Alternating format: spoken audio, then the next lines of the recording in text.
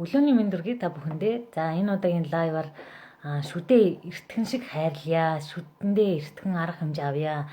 Заавал өвдөө хорхой дээд онгооцоо хойно эмчтэр очиж арга хэмжээ авах биш.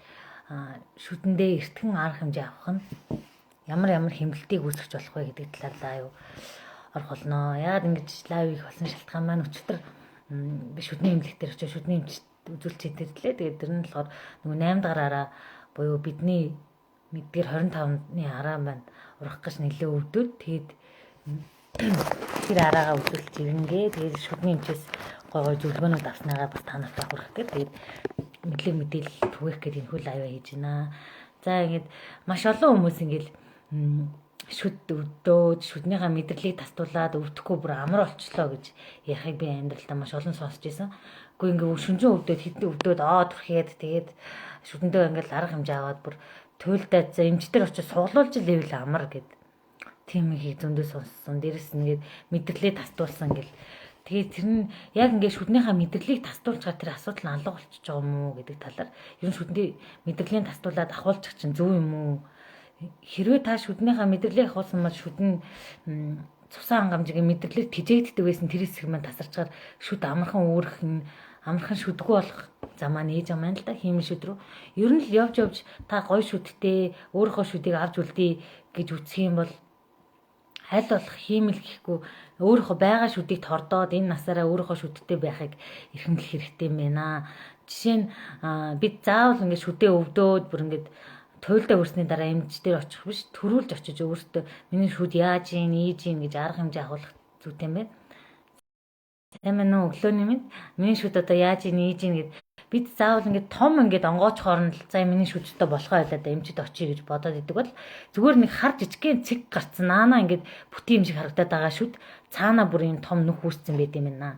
Тэгээд тэр нь ингээд цаашаа ёроол руугаа хорхоо нийдээд ингээд өвчин орсныхан дараа бүр мэдрэл рүүгээ орсныхан дараа бид хайрын шүд гээд тэгээ мэдрэлийн тасдгаас өөр аргагүй болоод очиж тийм байдалд хүрдэг байх нэ.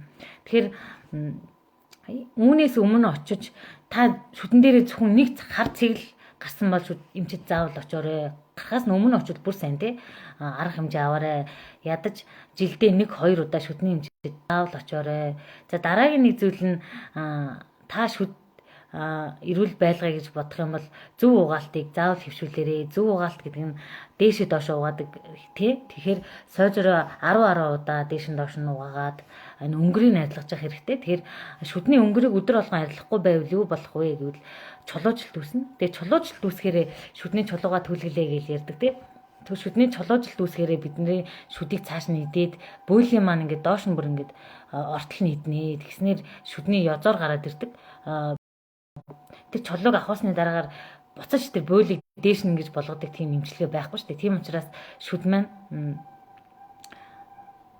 сулрах сүулдэ ингэж сулраад унах аюулдаг хүрдэг. Зүгээр эрүүл шүд чулуузнаас болоод бөөлн сулраад унах байх. Шүдээ эртгэн арга хэмжээ авах нэ. Тааш шүдтэй байна гэдэг чинь бүх эргэтнийхээ эрүүл ахуйг хамгаалж гэнэ гэсэн үг те. Та бидний шүдний бактериуд одоо шүдийг идээд байгаа юм бактериуд дотор эргэтэнд нөлөөлөөд бөөрөнд очиж эмгэг үүсгэн дотоод эргэтнийг эмгэг үүсгэх үү. Тэгэхээр та энийг харагдаар энэ цагаан юм хамгаалаад байгаа юм шиг цагаа дотоод эргэтнийхээ эрүүл мэндийг хамгаалж байгаа санхүүгийн хувьд маш их хэмнэлтийг үүсгэнэ. Өвдснийхаа дараа бид хичнээн төгрөг төлж ийн бөөр энэ дотор эргэтний эмчилдэг вэ. Бас маш олон бөөрийн дутагдлалд орсон хүмүүс гэх мэтчлэн сонсч байсан бахтыг заавал тэр аимшигтай аюул тулгархад нь биш. Одоо яг амд байгаа энэ шүдээ эрүүл сарвал байлгаж бид эрүүл мэндийг хамгаалах боломжтой. Дээрэс нь хоолойны ангинтай хүмүүс бас мэднэ те. Хоолойны ангинтай биш те хоолойны ангинтай. Тэгээд хоолой өвддөг хүмүүс яах ёстой вэ гэхээр байн хоолоогоо зайлж байх хэрэгтэй. Бактери хүүдийн дотор идэ байна гэж төсөөлж. Тэгвэл тэрийгэ байнга зайлахгүй хахаар амнаас эвгүй үнэртэх. Дээрэс нь цаашаа хүндрэх аюултай тий. Манайхан ч зүрхэндээ орсон л гин үе өмчөндөө орсон л гин гэж яриад идэг.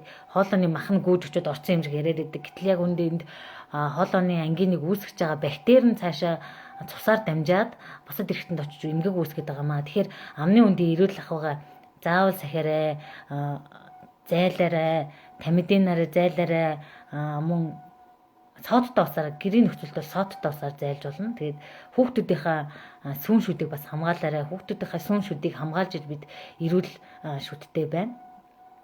Дараагийн шүд нь гоё ургана. Тэгхгүйгээр ингээд сүүн шүдийн юм чинь унчих юм чинь гээд хорхоо идчихлээ гэд орхичч магадгүй тий.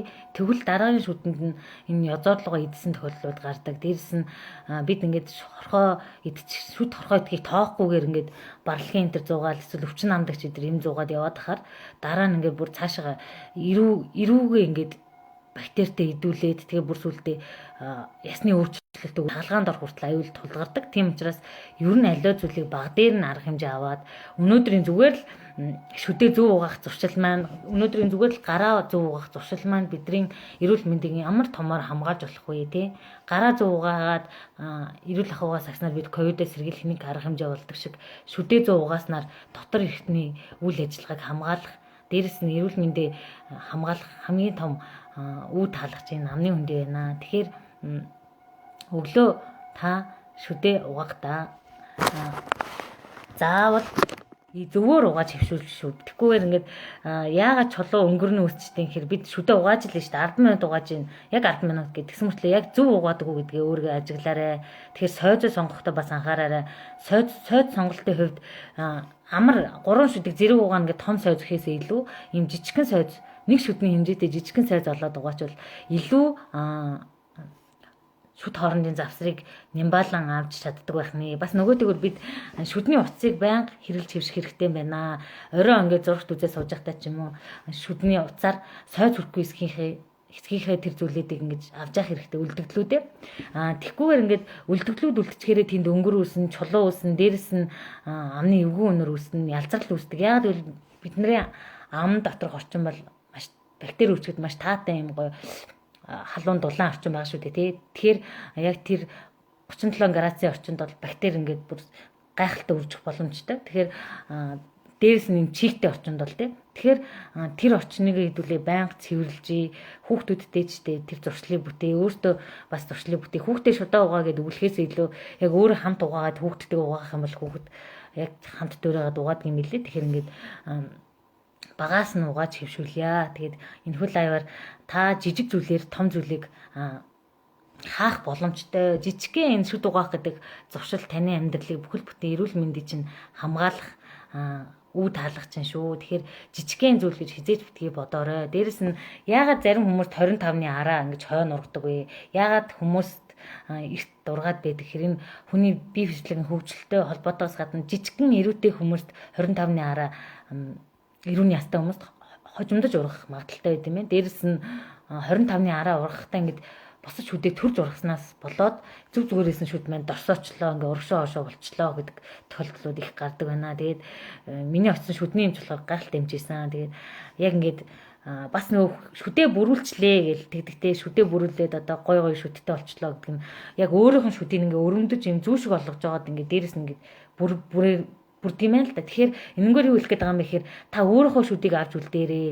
Дараа нь ингээд маш олон хүмүүс ингээд шүдээ бүрүүлснийхаа дараа ингээд өөрийнхөө шүдийг ингээд зайтай завсартай болцсон ингээд зүү шиг болгонготлоо бүрүүлснийхаа дараагаар өөрөө шүдчихгүй, химэл шүдчихгүй тэр нэг бүрүүлчихгүй болчт юм байна. Тэгэхээр хэдүүлээ аль болох өөрийнхөө шүдээр өөрийнхөө юмар удаан байхыг бодё. Тэгхгүйгээр ингээд хиймэл зүйл орлуулна. Хиймэл тухайн үедээ гоё харагдаж байгаа зүйл дараа нь ингээд насан туршдаа хэрэглэх шүд бид нэг насан туршдаа шүдээ хэрэглэж хоол идэж штэ. Тэгэхээр тэрийг хаачд юм байна. Тэгэхээр зарим шүдний имлгүүдэд мөнгөө бодоод ч юм уу ингээд гоё олгоод өгье гэж байгаа тэр эмчийн уриалга надад маш таалагдсан. Та өөрийнхөө шүдтэй л удаан байхыг бодоорой. Тэгэхгүйгээр ингээ хиймэл эсвэл ингээд гадуураар бүрүүлсэн шүднүүд тийм ч удаан насгүй одоо тэгээд хохирцсон хүмүүсүүд маш их явдаг аа. Тэгээд над дээр маш их ирдэг. Тийм учраас өөрийнхөө шүдээр л байгаарэ гэж загсан надад нэрээ тиймдээ бид одоо өөрийнхөө шүдээр л байж ижил одоо 20 жил 50 жилийн амьдралаар энэ шүдтэй л явна шүү дээ